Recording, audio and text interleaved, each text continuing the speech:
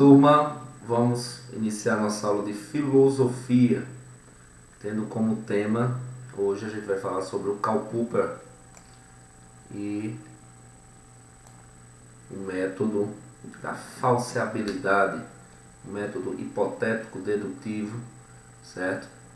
Do pensador aí, filósofo, psicólogo, Karl Popper. A gente veio numa escalada, né? E a gente falou sobre o positivismo, o auge do cientificismo, vimos a crise do cientificismo, né? A queda daqueles conceitos universais que se tinha no final do século XIX, início do século XX, principalmente cai por terra, já expliquei para vocês, depois da queda da ideia de progresso, principalmente pelos acontecimentos históricos, as guerras mundiais, a Primeira e a Segunda Guerra Mundial, certo? E aí há uma reformulação no conceito de ciência, na ideia de conhecimento científico, certo? Então, o conhecimento científico, ele nasce na busca de respostas, na busca de se estabelecer um método para se alcançar a prova. Eu já disse a vocês o que é que compõe a ideia de ciência, né? A ideia clássica de conhecimento científico. Tem que ter duas coisinhas, o método e a prova, né? E aí essa ideia ela é reformulada. Por quê? Porque a ciência clássica cria a ideia do método indutivo, que é uma ideia em que você pratica um método ou determinada experiência, certo? Em busca de uma resposta. Karl Popper ele inaugura aí a ideia de método hipotético-dedutivo. As conclusões da ciência não nascem com base na experiência, mas numa hipótese dedutiva, que pode ser verificada ou não, certo? Esse método busca, por meio de experimentos constantes, testar determinada teoria. Então, segundo Karl Popper, o que é importante não é chegar a uma conclusão, porque para Karl Popper não existe uma conclusão única, estática, porque os métodos, a experiência ela tem que ser constante. A grande busca é falsear, né? Perceber a falha em determinada teoria. Então, ele vai de encontro à ideia clássica de ciência, na qual você está em busca de uma resposta, está em busca das não respostas. E se você conseguir atingir essa resposta, que é clássica, aí você desmorona tudo, certo? Então ele não está em busca mais da verdade, ele está em busca da não verdade, das falhas que determinada teoria podem apresentar. Então, qual seria o objetivo, então, para o Karl Popper da experiência? O objetivo é falsear ou falsificar o que a teoria diz. Uma única observação falsa é suficiente para refutar a teoria. Assim, não existe uma teoria que se encerra, ou seja, não adquire o caráter de uma verdade absoluta, certo? O que é que isso estimula? Isso estimula existirem várias teorias em torno de um mesmo conhecimento, certo? E essas teorias diversas, elas vão brigar, né, para poder provar que a sua teoria é a teoria válida. Como é que elas vão fazer isso? Tentar provar que a outra teoria é falsa. Quem é que ganha nisso?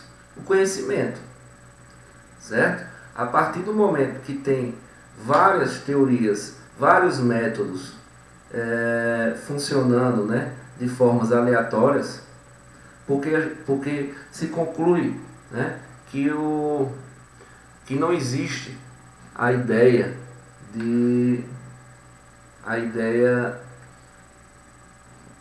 impessoal na produção da ciência. A gente parte sempre de uma ideia pessoal, né? Tem um ponto de partida. Então você pode chegar a determinados conceitos de diferentes pontos de partida. Ou você pode chegar a conceitos diversos.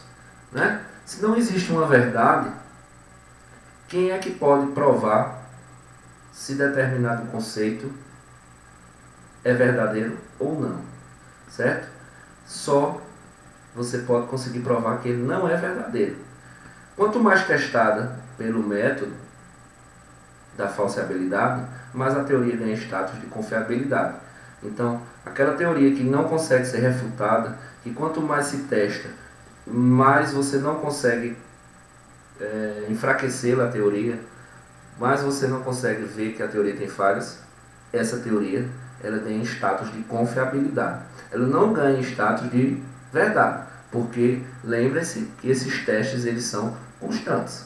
A busca por meios de experimentos constantes para testar determinada teoria. Então nunca existe uma teoria acabada, sempre existe uma teoria em processo, né? Uma concepção que eu tenho hoje, ela pode, mesmo que essa concepção dure séculos, ela pode amanhã cair por terra, baseada em algum experimento de alguém que não trouxe uma resposta, mas pelo menos conseguiu trazer uma falha à minha teoria, né? Então, embora seja impossível provar que uma teoria seja verdadeira, sempre é possível provar que ela é falsa. Então temos um novo critério para a ciência, certo? Um novo critério de método, Karl Popper traz, certo? É meio desolador, né? A gente quer respostas. A ciência, ela busca respostas, ela busca respostas seguras, ela traz respostas seguras, certo? Mas a comunidade científica tem em vista que existe uma complexa disputa, na verdade, quando vocês entrarem na academia, academia que eu digo não é de malhar não, de fazer exercício não, academia é a universidade, viu? É um campo de estudo. Quando vocês se tornarem cientistas, quando vocês começarem a fazer pesquisa científica e produzirem ciência, né, através de artigos acadêmicos, vocês vão perceber que existe uma gama, a gente já tinha discutido isso antes, né? Uma gama de doutrinas e de métodos e de teorias de pensamento diversas, certo? Dentro de vários meios de conhecimento, falando de universidade, né? Dentro de vários cursos, dos diversos cursos, você vai simpatizar por alguma, isso inclusive já influencia na sua pesquisa, é o seu ponto de partida, certo? E você pode inclusive mesclar algumas pessoas, mas existem teorias que são diversas, né? Que elas seguem caminhos opostos. Isso é possível, sim, na produção científica, certo? E aí o bom disso tudo é que nessa disputa toda, quem ganha é o conhecimento. Porque quanto mais testada pelo método da falseabilidade, mais a teoria ganha status de confiabilidade, né? Então se você tem uma teoria que ela não consegue ser atingida, essa teoria ela vai ser mais confiável. O que acaba a ideia clássica de ciência. Porque a ideia clássica de ciência é a ideia de que você faz o experimento, você prova aquilo, né? Você usa um método, prova, e aquele conhecimento se encerra. Aquilo se tornaria uma verdade e morreria ali. Ninguém iria mais cutucar, ninguém iria mais provocar uma experiência para ver se aquilo é verdade ou não.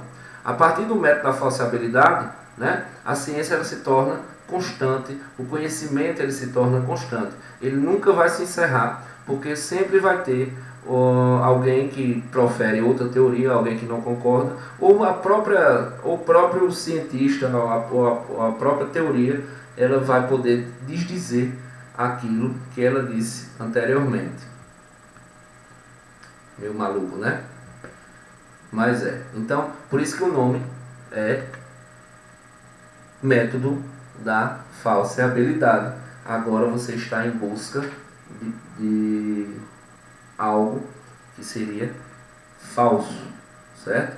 Você está em busca de falsear determinado conceito, certo?